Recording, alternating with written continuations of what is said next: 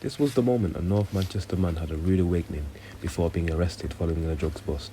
Officers descended on Winterdyne Street in Harper Hay early on Tuesday morning, February 7th. Greater Manchester Police officers rammed down the front door of a property on the street before searching inside. It was part of an operation carried out by the police team which deals with county lines, a type of dealing which often sees organised crime groups from major cities supply drugs in smaller towns or rural areas. Following the dawn raid, GMP arrested a 34-year-old man on suspicion of being concerned in the supply of crack cocaine and heroin. He is currently in police custody. A spokesperson for GMP Moston said, "Officers from our County Lines team were up bright and early this morning on Winterdyne Street, Harper Hay, executing a warrant that led to the arrest of a 34-year-old man on suspicion of being concerned in the supply of crack cocaine and heroin. He is now in custody." GMP says County Lines drug dealing often involves the exploitation of vulnerable people, including children, people struggling with their mental health, or people battling addiction. They are often recruited to distribute drugs, usually referred to as drug running. Police have released more CCTV footage of brazen motorbike thieves following a series of thefts in Salford. The footage shows the masked group riding a number of bikes with others on foot. In the videos, one of the members can be seen holding some heavy-duty pliers as they hold open a gate for others to run through. The thief holding the pliers also makes his way in the same direction, and while the two others on the bike keep the same gate open.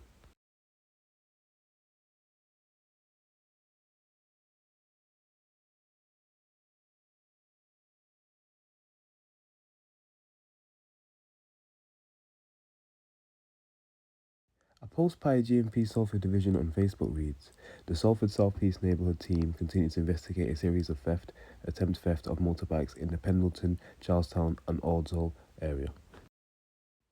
It comes after previous footage was released by the force of the balaclava-clad gang where a group of brazen thieves were caught on film stealing a motorbike from outside a McDonald's. Four men wearing a mask and hoods drive into a car park of the fast food chain of Ordsall Lane before one jumps off an off-road bike and drives away with a delivery motorbike parked outside the entrance. And in further footage, 3 people can also be seen wearing balaclavas on red motorbikes. Police are urging people to help identify the offenders and trace the location of the bikes. Police have arrested a man after a driver fled the scene of a horror BMW crash in Whalley Range. Emergency services were called to the scene of a collision where a white BMW had ploughed into a lamppost, narrowly missing a pedestrian. Officers closed off Wilburn Road outside Whalley Range High School at around 4 p.m. Tuesday, February 14th. Pictures from the scene showed the car with a completely crushed bonnet. The lamppost had also toppled over and landed on top of the car, smashing the rear window.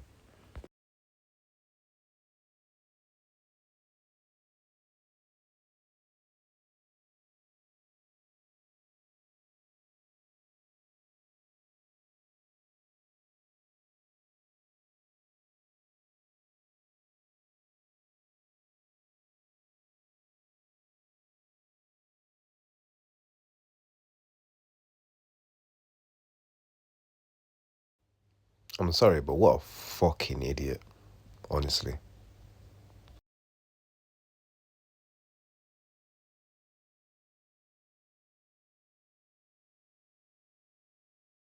The driver fled the scene following the crash. However, later on Tuesday evening at around 6 p.m, Greater Manchester Police said officers arrested a 27-year-old male on suspicion of driving with no licence or insurance. He was also arrested on suspicion of careless driving, theft of a motor vehicle, aggravated vehicle taking without consent, and for failing to stop, and is currently in custody. Greater Manchester Police also confirmed no injuries were reported in the incident, with fire crews closing the road and working to make the scene safe for around 45 minutes before the road reopened again. A mum attacked her partner with a hammer in the middle of the street while horrified neighbours looked on after she suffered innumerable instances of abuse and violence. Deborah Locke, 42, had an argument with her partner at their home on April 22 of last year. Locke and the man can be seen in the middle of Valetop Avenue, Moston, having a verbal exchange, a court heard. There, she hurled some of his belongings at him before going inside and returning with a hammer, Manchester Crown Court was told on Tuesday, February 7th. She then struck the man on his shoulder and the back of his head, causing a skull fracture and a hematoma. Police officers found the man in the street with a head injury, prosecutor David Farley told Courtroom 5. They were told he had been hit in the head with a hammer. The defendant came to her door and began to throw items at the police. They followed her in and arrested her. Witnesses said they saw the victim in the street.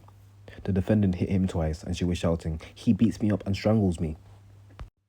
The man was taken to hospital. He suffered a depressed fracture on the frontal bone and acute bruising. Surgery was given and he discharged himself on May 2nd.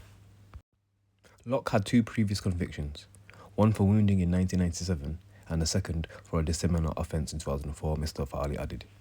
Defending Locke was Rick Holland, who has told his honoured judge, Timothy Smith, that his client had been on the receiving end of innumerable instances of abuse and violence. There's no record of the defendant calling out the police to her, he began. That may be indicative of someone who is fearing repercussions and general distrust. I know from other material by speaking to a good friend of the defendant's for a long time. He is familiar with Locke's mental health and struggles, and he has been informed on countless occasions of the injuries this lady had at the hands of this gentleman. While it's not the first account, it's something that further fortifies the point made. How it became true that she was in a relationship with this man is not too clear, but it was not very long before he invited himself to stay. Over time, the innumerable instances of abuse and violence have culminated in this episode of violence on her part. Mr. Holland also said his client has battled mental health issues for over a decade. He continued, "It really involves a situation where this lady has suffered for 10 years from paranoid schizophrenia and is regularly taking medication but has had relapses. Sometimes the link between psychosis and the use of drugs is evident, as it is in this case. At the time, she was psychotic and acutely ill. The progress she's made is apparent. There have been no episodes with staff in prison. She is taking medication regularly."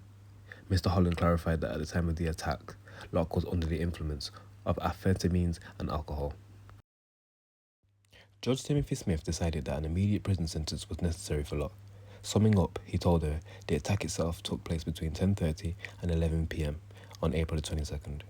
You had an argument with him and began throwing his belongings at him into the street.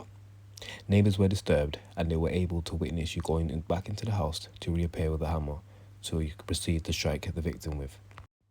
The blows were around his shoulder and one hard to the back of his head. There was a further attempt to hit him again. The result of that was a skull fracture and a hematoma. That required surgery. Fortunately, there were no long-term consequences. On the day he had you in a form of headlock, an unprovoked attack on you. However, this was not you using a hammer to free him off. Far from it.